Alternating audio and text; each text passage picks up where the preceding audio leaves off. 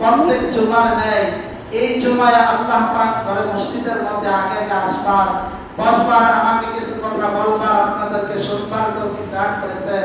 এই জন্য কালিমাতু শুকরিয়া আদায় করি, বলে আলহামদুলিল্লাহ। আমি আপনাদের সামনে 1 নাম্বার পারা সূরা বাকারার প্রথম 2-4টা আয়াত পড়েছি। এই আয়াতের উপর অল্প সময় কথা বলব ইনশাআল্লাহ তাআলা।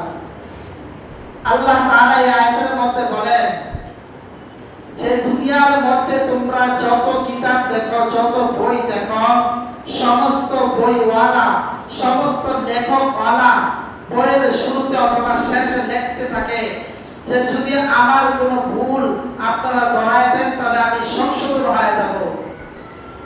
সব বইয়ের মধ্যে একটা না একটা ভুল আপনি পাইবেন, একটা অক্ষর না একটা অক্ষর আপনি ভুল পাইবেন। কিন্তু আজও পর্যন্ত আল্লাহ তাআলার 30 পারা কোরআন কারীমের মধ্যে কেউ একটা ভুল দেখাইতে পারে নাই।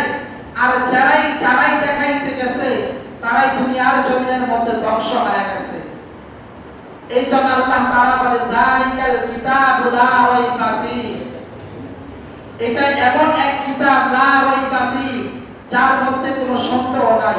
হুদাল লিল মুত্তাকিন, এই কিতাব আমি মুত্তাকিনদের জন্য নাযিল করেছি। এই কোরআনকে আমি মুত্তাকিনদের জন্য ওষুধ হিসেবে নাযিল করেছি। এই কোরআন আল্লাহ তাআলার এক শ্রেষ্ঠ কোরআন, শ্রেষ্ঠ কিতাব, যেই কিতাবের মধ্যে কোনো ভুল নাই, কোনো ত্রুটি নাই। যারা এই কিতাবের সাথে বেয়াদবি করেছে, যারাই ভুল দেখাইতেছে, তারাই ধ্বংস হয়ে গেছে।